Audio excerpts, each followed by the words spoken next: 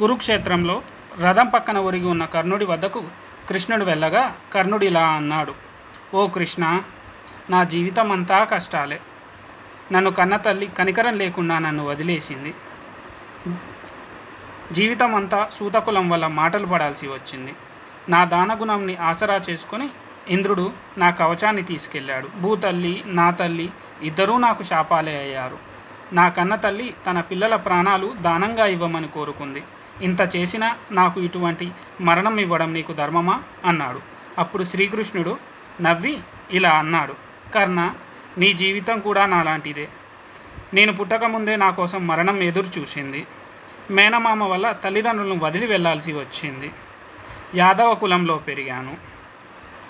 అష్టమి నాడు పుట్టడం వల్ల మేనమామను చంపుతాడన్న ఆ ప్రతిష్టను తెచ్చుకున్నాను.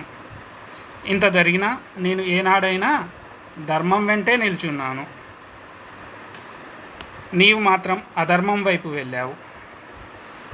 అందుకే నీకు ఈ దుస్థితి.